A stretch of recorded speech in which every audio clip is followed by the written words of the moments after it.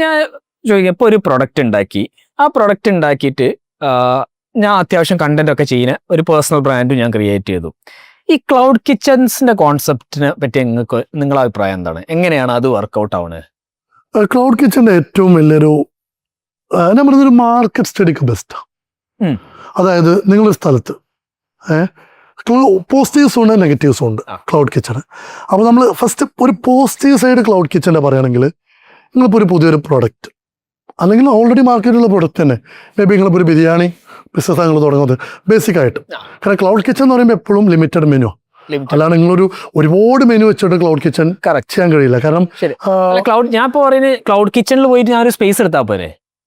അത് already existing ഒരു cloud കിച്ചണിൽ പോയിട്ട് ഇപ്പൊ ഞാൻ എനിക്കൊരു ബ്രാൻഡ് തുടങ്ങണം, ബിരിയാണി ബ്രാൻഡ് തുടങ്ങണം. അപ്പൊ ഞാൻ നോക്കുന്നത് ക്ലൗഡ് കിച്ചണിൽ പോയിട്ട് അവിടെ സ്പേസ് എടുത്തൂടെ നമുക്ക്? അതെ, പക്ഷെ ക്ലൗഡ് കിച്ചൺ സ്പേസ് കേരളത്തിൽ എവിടെയും ഇപ്പൊ അങ്ങനെ ആയിട്ടുണ്ടോ? എന്റെ അറിവിലില്ല. ബാംഗ്ലൂർ ഉണ്ട്. അപ്പൊ നമ്മൾ ഒരു ക്ലൗഡ് കിച്ചൺ മോഡൽ സെറ്റ് ചെയ്യണം. അപ്പൊ ബാംഗ്ലൂര് ക്ലൗഡ് കിച്ചണ് അങ്ങനെ തന്നെ സ്പേസുകൾ ഉണ്ട്.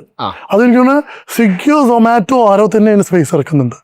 അത് കിച്ചണും എല്ലാ സെറ്റപ്പും അവര് ചെയ്തിടുക. നിങ്ങൾ ബ്രാൻഡ് പോയിട്ട് അവിടെ തുടങ്ങുക. നമുക്ക് തുടങ്ങാം. പക്ഷെ അത് സക്സസ് ആവുന്നതിന്റെ ഓൾറെഡി നിങ്ങൾക്ക് കുറച്ച് പേരുണ്ടെങ്കിൽ പേഴ്സണൽ ബ്രാൻഡിങ് ഓൾറെഡി തുടങ്ങിയിട്ടുണ്ട്. നമ്മൾ കണ്ടന്റ് ഓൾറെഡി ചെയ്യുന്നുണ്ട്. ഇപ്പൊ നിങ്ങൾ ഫോർ എക്സാമ്പിൾ നിങ്ങൾ ഓൾറെഡി നിങ്ങൾക്ക് അത്യാവശ്യം ഫോളോവേഴ്സും കാര്യങ്ങളൊക്കെ ഉണ്ട്. അപ്പൊ ആ ഒരു മോഡലിലേക്ക് പോയി കഴിഞ്ഞാൽ നമുക്കൊരു ഇൻവെസ്റ്റ്മെന്റും ഇല്ലാണ്ട് വി ക്യാൻ ട്രൈ ഔട്ട്. അതായത് നിങ്ങളിപ്പോൾ എന്താണ് ഉദ്ദേശിക്കുന്നത്? ഇപ്പോൾ ഓൾറെഡി ആരിത് തുടങ്ങുന്നതിനെ കുറിച്ചിട്ടാണ് പറയുന്നത്. ഫോർ എക്സാമ്പിൾ ഒരു ഇൻഫ്ലുവൻസർ, ഫുഡ് ഇൻഫ്ലുവൻസർ, അത്യാവശ്യം ഞാൻ ഫുഡിന്റെ ഭക്ഷണമൊക്കെ ഇട്ട് ഞാൻ എനിക്ക് സ്വന്തം ഒരു ബ്രാൻഡ് തുടങ്ങണം. അങ്ങനെ ആകുമ്പോൾ ക്ലൗഡ് കിച്ചൺ കോൺസെപ്റ്റ്സ് നിങ്ങളുടെ അഭിപ്രായം എന്താണ്? ക്ലൗഡ് കിച്ചണിൽ പോയിട്ട് ഒരു സ്പേസ് അങ്ങനെ ജനറലി പറയാം ക്ലൗഡ് കിച്ചൺ. കാരണം നമ്മളിപ്പോ ഈ മെജോറിറ്റി ഇത് കേൾക്കുന്ന ആളുകളും അങ്ങനെ തുടങ്ങുന്ന എന്നുള്ളതിലോട്ടല്ലല്ലോ. നമ്മൾ ജനറലി ഒരു ക്ലൗഡ് കിച്ചൺ എന്നുള്ളതിലോട്ട് വന്നിട്ട് ഞാൻ പറയാം. അപ്പൊ ക്ലൗഡ് കിച്ചണിന്റെ ഒരു പോസിറ്റീവ് സൈഡുകൾ പറയുകയാണെന്നുണ്ടെങ്കിൽ, നമുക്ക് ഇപ്പൊ നമ്മുടെ വീട് ഒരു ക്ലൗഡ് കിച്ചൺ ആക്കാം.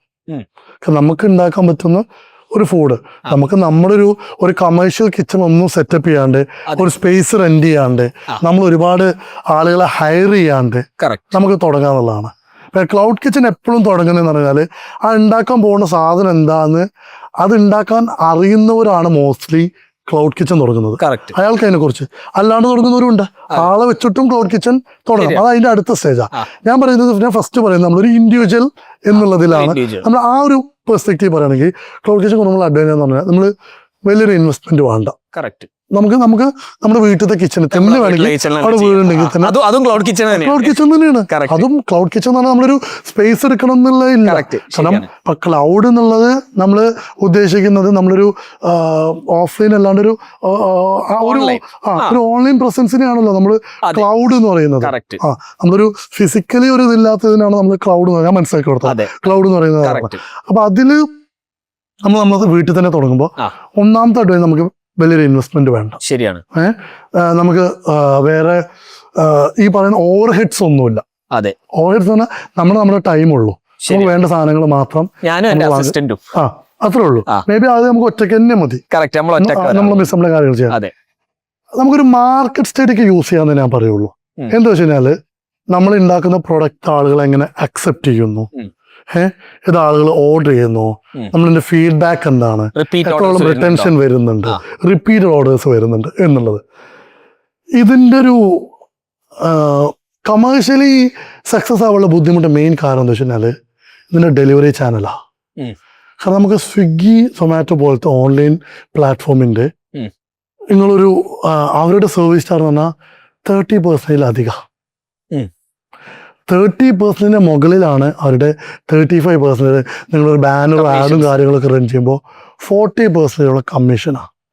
നമ്മളൊരു ഫുഡ് ബിസിനസ്സിൻ്റെ റെസ്റ്റോറൻറ്റിൽ നമ്മൾ ഒരു ഫുഡ് ബിസിനസ്സിൻ്റെ നമ്മൾ ഫുഡ് കോസ്റ്റ് നമ്മൾ പറയുന്നത്, ഫുഡ് കോസ്റ്റ് നിൽക്കണം എന്ന് അറിയുന്നത് നമ്മളൊരു 30% നമ്മൾ ഫുഡ് കോസ്റ്റ് പറയുന്നത്. 30% നമ്മൾ ഫുഡ് കോസ്റ്റ് എടുത്തിട്ട് പിന്നെ ബാക്കിയുള്ള എക്സ്പെൻസ് ഇങ്ങനെയൊക്കെ ചെയ്ത് കഴിഞ്ഞാൽ 30% ഫുഡ് കോസ്റ്റ് നിന്ന് കഴിഞ്ഞാൽ നമുക്ക് എന്ത് ചെയ്യാൻ പറ്റുള്ളൂ, ഒരു നെറ്റ് പ്രോഫിറ്റ് 20% താഴെ നമുക്ക് നെറ്റ് പ്രോഫിറ്റ് ഉണ്ടാക്കാൻ പറ്റും. ഇത് നമ്മൾ വീട്ടിലുണ്ടാക്കുമ്പോൾ ഒരു ഓൺലൈൻ ഭക്ഷണം നമ്മൾ 30% കമ്മീഷൻ തന്നെയാണ്. അത് മാത്രമല്ല, ഓൺലൈനിൽ ഒരു ചലഞ്ച് ആണ്. നമ്മൾ ഓൺലൈൻ എപ്പോഴും ഡിപ്പെൻഡ് ചെയ്യുന്ന ഒന്നാമത്തെ കാര്യം, എന്തിനാണ് നമ്മൾ ഓൺലൈനിൽ നമ്മൾ പർച്ചേസ് ചെയ്യുന്നത്? റേറ്റ് കുറവ് കിട്ടും എന്നുള്ള ഒരു ഫാക്ടർ. ഈസിനെസ് ഉണ്ട്. ഈസിനെസ് എന്നുള്ളത് നമ്മള് കൺവീനിയൻസ് എന്നുള്ളത് വലിയൊരു ഫാക്ടർ. അതിന്റെ കൂടെ തന്നെ ഓൺലൈൻ നമ്മൾ മേടിക്കുന്നത് നമ്മൾ വില കുറഞ്ഞ ഓൺലൈനിൽ കിട്ടും എന്നുള്ളതുകൊണ്ടാണ്. അപ്പൊ നമ്മൾ ഈ 40% നമ്മൾ കമ്മീഷനും കൊടുത്തിട്ട് നമ്മൾ ഓൺലൈനിൽ ഈ ക്ലൗഡ് കിച്ചൺ ചെയ്യാന്ന് പറഞ്ഞാല് ഫീസിബിൾ അല്ല, പ്രോഫിറ്റബിൾ ആവില്ല. അതുകൊണ്ട് ഫീസിബിൾ അല്ല. മാർക്കറ്റ് സ്റ്റഡിക്ക് അടിപൊളിയാണ്. പക്ഷെ നിങ്ങൾ വേറെ സ്ഥലമാണ്, നിങ്ങൾ ഒരു യൂണീക് പ്രൊഡക്റ്റാ ചെയ്യുന്നുണ്ടെങ്കിൽ ഓക്കെയാണ്. കാരണം നിങ്ങളുടെ പ്രൊഡക്റ്റ് അത്രയും നല്ലതാണ്, യൂണീക് പ്രൊഡക്റ്റ് ആണെന്നുണ്ടെങ്കിൽ നമുക്ക് വേറെ സ്ഥലത്ത് കട്ട് ചെയ്യാൻ പറ്റുന്നുണ്ട്. കാരണം നമ്മൾ 40% അവർക്ക് ഡെലിവറി ചാർജ് കൊടുക്കുന്നുണ്ടെങ്കിലും ബാക്കി റെസ്റ്റോറന്റിന്റെ കുറെ ഓവർ ഹെഡ്സ് കുറഞ്ഞു കിട്ടും. ശരിയാണ്. ബട്ട് സ്റ്റിൽ നിങ്ങൾക്ക് അതിനൊരു ഹ്യൂജ് വോളിയം ചെയ്യുന്ന സമയത്ത് റെസ്റ്റോറന്റ് ചെയ്യുന്ന സെറ്റപ്പ് ഒക്കെ നിങ്ങൾക്കും വേണ്ടി വരും, അതേ സ്റ്റാഫ് വേണ്ടി വരും, അതേപോലെ കമേഴ്ഷ്യലുള്ള ഒരു കിച്ചൺ സെറ്റപ്പ് ചെയ്യേണ്ടി വരും, ഒക്കെ വേണ്ടി വരും. അപ്പൊ ആ സമയത്ത് റെസ്റ്റോറന്റിനേക്കാൾ കൂടുതൽ നമുക്ക് സർവീസിനുള്ള സാധനങ്ങൾ കുറയും. അതായത് അവിടെ ആളുകൾ വന്ന് ഇപ്പോൾ കൊടുക്കുന്ന നമ്മളൊരു ടിഷ്യൂ മുതൽ, ആ കൈ കഴുകുന്ന വെള്ളം മുതൽ, സർവീസ് സ്റ്റാഫ് മുതൽ, ഓർഡർ എടുക്കുന്ന ആൾ മുതൽ, നമ്മളൊരു ഓഫ്ലൈൻ മെനു മുതൽ, അവിടെ യൂസ് ചെയ്യുന്ന ക്രോക്കറീസ് മുതൽ, ഇങ്ങനത്തെ സാധനങ്ങൾ കുറഞ്ഞു കിട്ടും. പക്ഷെ അത് 40% താഴെ ഉള്ളൂ. അപ്പൊ നമ്മൾ ഇതും കൊടുത്ത് പിന്നെ ഓഫ്ലൈൻ ആയിട്ടുള്ള ബിസിനസ്സും കോമ്പീറ്റ് ചെയ്ത് ചെയ്യണമെന്നുണ്ടെങ്കിൽ നമ്മുടെ പ്രൊഡക്റ്റ് അത്രയും സ്റ്റാൻഡ് ഔട്ട് ചെയ്യണം.